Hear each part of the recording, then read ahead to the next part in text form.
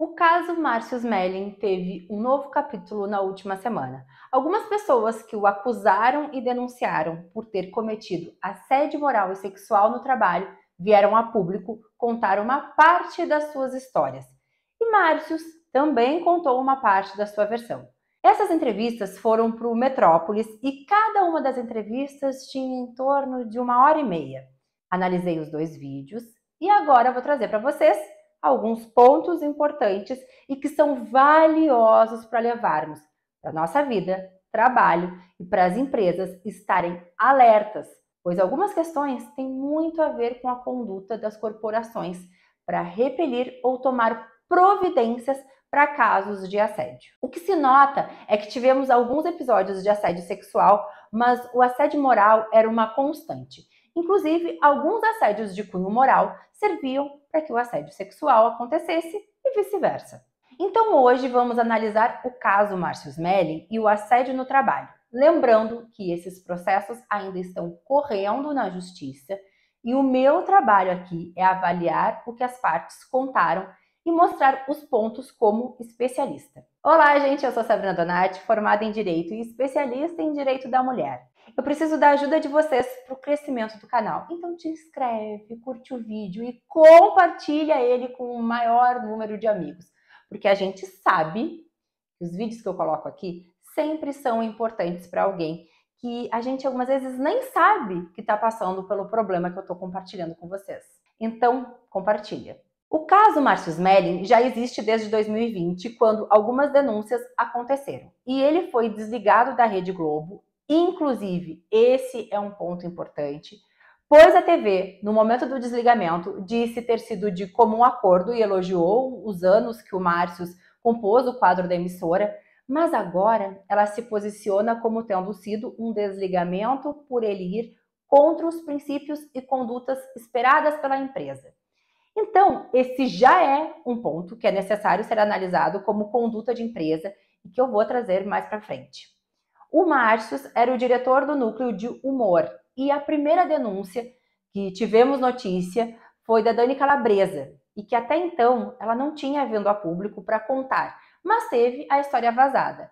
Ela conta sobre diversos casos de assédio moral e sexual onde um estava ligado ao outro, pois ela dizia que o Márcio a pressionava a ter uma relação a fim de que ela pudesse ter suas ideias colocadas em prática e que, com algumas negativas dela, era deixada de lado, já que ele, como diretor, tinha o poder de dizer quem continuava ou não fazendo parte do humor na casa e era o que escalava para os programas desse segmento. Todos os relatos e posicionamentos ali são importantes e, ao analisar as duas entrevistas, eu consegui compreender como a empresa do núcleo de humor acontecia. Na entrevista, elas falam, temos 11 pessoas, são 8 mulheres e 3 homens, entre atrizes, atores, roteiristas e diretores. E na outra entrevista, ele fala, são os mesmos jornalistas, o colunista Guilherme Amado e a jornalista Olivia Meirelles, fazendo perguntas ao Márcio sobre o que eles já tinham conversado com o grupo maior. É relevante que a gente comece com o clima do ambiente de trabalho, pois sempre se entende que um local que acontece tipos de assédio é sempre de tensão. A Georgiana Góes foi a pessoa que explicou o clima da empresa. Era divertido, com momentos de constrangimento. A Verônica Debon colocou que não existia o mal-estar por gritos ou humilhação de um chefe mais duro, mas eram piadas, brincadeiras, e o que tornava mais difícil a identificação e até mesmo a possibilidade de denúncia do assédio. Eu notei que a dificuldade era de estabelecer limites de trabalho, chefe, amizade e relações amorosas. O Márcio era colega de elenco e se tornou chefe e conta que não teve qualquer preparação para isso. Nesse momento, é o alerta para as empresas sobre não apenas ver a capacidade criativa e de trabalho da pessoa que é promovida, mas o de mostrar ao funcionário que precisa entender os limites, que são diferentes quando você deixa de ser o colega para ter uma responsabilidade maior como chefe. Não precisa ser um distanciamento desconfortável, mas atento à nova posição. O assédio é um problema que se viu ser tão grave e que afeta tanto os funcionários e a empresa que desde o ano passado, em 2022, a Lei 14.457 alterou na CLT a descrição da CIPA, no artigo 163, que antes era Comissão Interna de Prevenção de Acidentes e agora é de Prevenção de Acidentes e Assédio, exatamente por entender que não adianta que tenhamos locais de escuta e de ação após o acontecido. É necessário que o assédio não ocorra, porque ele é tão grave quanto um acidente. E cada vez que eu analiso casos como esse, o meu local de especialista já indica o que muitas vezes acabo dizendo a vocês. O melhor sempre é a educação para prevenir. Pois se eu não entendo o que eu posso fazer de errado ou estar agindo errado, como eu vou melhorar ou evitar que ocorra casos de assédio? Então, as corporações precisam investir em ações de educação, com palestras e cursos, inclusive já me coloco aqui à disposição, pois são essas atitudes que vão fazer a diferença. Vocês vão ver no restante da explicação desse vídeo o quanto um plano de educar teria mudado muito o que aconteceu e que isso já sirva de alerta a todas as empresas. Além do mais, apenas uma circular dizendo o que não pode ser feito não surte tanto efeito como as ações que eu coloquei de palestras e cursos, já que é necessário que se trabalhe exemplos e substituições de condutas nos casos específicos de cada empresa. O Márcios fala muito na sua entrevista sobre sempre foi assim, ou ali era a área de humor e temos brincadeiras de quinta série, e que por isso ele não conseguia entender que pudesse estar desconfortável para alguém. E agora eu trago o relato da Sininha de Paula, diretora de muitos anos da Rede Globo, que é um contraponto da ideia do Márcios. Ela conta que passou por diversos problemas de assédio durante toda a vida profissional. E que estabelecer limites sempre foi complicado e que acabava que todo o assédio que ela sofria preferia não falar e chorar sozinha. Ela chega a relatar sobre uma vez que sofreu assédio sexual, reclamou, em partes foi ouvida, mas o homem que a assediou continuou trabalhando normalmente. E isso a fez ver o quanto era difícil qualquer tipo de reclamação dentro do local de trabalho. Então é esse o cerne da questão com o Márcios. Sempre foi assim, mas não quer dizer que era bom, que era confortável para essas mulheres e que essas atitudes devam continuar. E outra, não vamos falar apenas das mulheres, pois homens também relataram problemas de assédio, principalmente moral, mas alguns também sexual. A dinâmica que se desenvolveu ali, como eu disse, e que diversas vezes foi repetida nas duas entrevistas, era de que o ambiente era engraçado, divertido e de brincadeiras. E nessas brincadeiras que o assédio acontecia. E é bem mais normal do que se imagina. O que relataram era que os assédios estavam dentro das piadas. Piadas com o corpo, com não ser tão boa, e que a maneira de se desvencilhar delas acabava sendo com humor, mas se sentiam mal mesmo assim. Outra eram os toques, brincadeiras com o corpo, que aí já passamos para o assédio sexual e as tentativas reiteradas de algum tipo de relacionamento. Inclusive, o Melling fala que se elas tivessem dito não, ele não teria mais feito nenhuma investida e que ele só entende o não como não. Mas a gente já sabe que não é assim que ocorre. Inclusive, a campanha que acontece na Espanha sobre assédio, ela é perfeita, porque lá elas colocam que só o sim é sim. E fica bem mais fácil de ser entendido. Pois se a mulher não te deu abertura, deu um risinho, mas não acrescentou a conversa, foge de alguns momentos, ela não quer. E o melhor é que não exista mais a insistência. Além do mais, mesmo um dia ele tendo sido apenas colega de trabalho, ele agora era o chefe. Se antes, como colega, ele já precisava ter entendido que deveria ter um espaço, agora esse espaço e compreensão precisava ser ainda maior. E por quê? Porque como chefe, ele tinha o trabalho dessas pessoas na mão.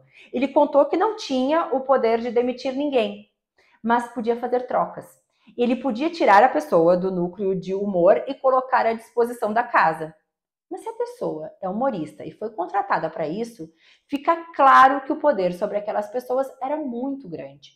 Outra, ele também era o que ajudava a colocar ideias dessas pessoas para frente, transformar as ideias em projetos para serem apresentados para a emissora. Então, a opinião dele conta muito.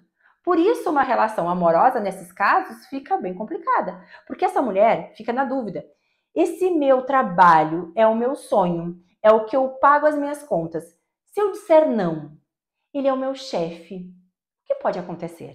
E o que muitas viram era que quem dizia não ao assédio sexual depois sofria gravemente com assédio moral.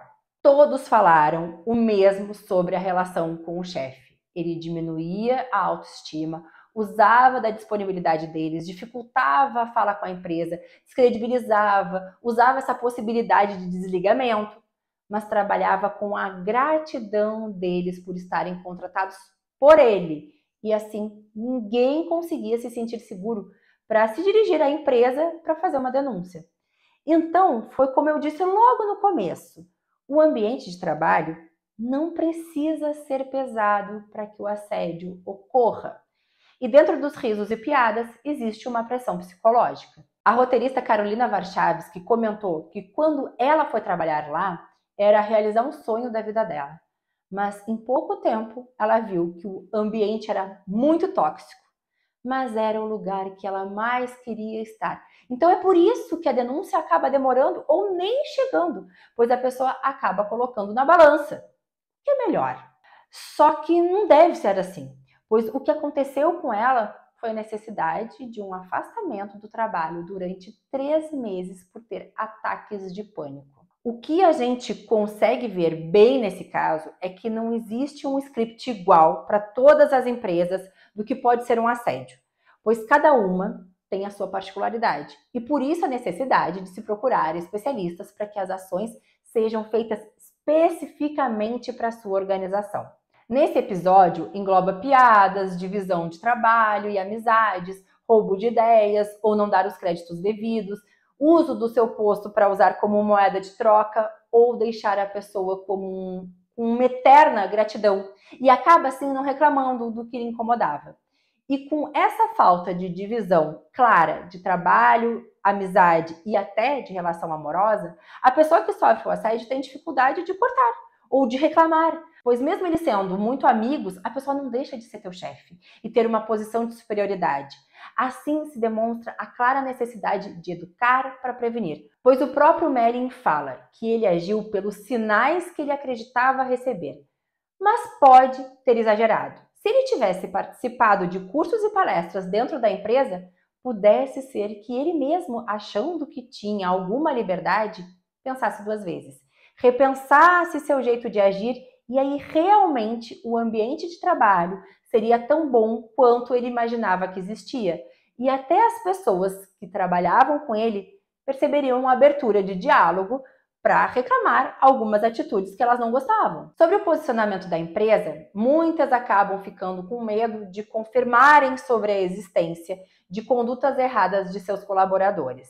E de uma forma errônea, vem a público de forma branda. E foi o que aconteceu no caso do Márcio Smelling. O desligamento dele, na época, era claro que acontecia pelas denúncias. Mas a empresa preferiu deixar tudo de comum acordo e pagar tudo o que deviam a ele. Inclusive, deixaram o contrato vigente até o seu fim só em 2021. Só que agora o posicionamento da empresa muda. E dentro do processo que corre na justiça, eles declaram que houve desligamento pela conduta do Márcio Smelling não ter a ver com a empresa, de uma maneira confirmando os casos de assédio. Por que a atitude anterior e por que a de agora? Antes fica claro que eles entendiam que confirmar os comportamentos errados de um funcionário era dizer que a empresa toda estava errada e poderia manchar a sua reputação. Agora isso muda, pois já ficou estabelecido que o certo para acolher os funcionários que sofreram os assédios e até os que não sofreram, não se pode tapar o sol com a peneira e deve-se admitir os erros e que tomaram as providências cabíveis. Pois assim, todos sentem segurança na empresa e também entendem que existe escuta e ação para casos de assédio. Então, pode ser que seja por isso a mudança do posicionamento. Agora eu quero saber de vocês. O que pensam sobre esse caso? Com os relatos, vocês lembram de algo que já passaram no local de trabalho? Me deixa aqui nos comentários. Um beijo e tchau, tchau!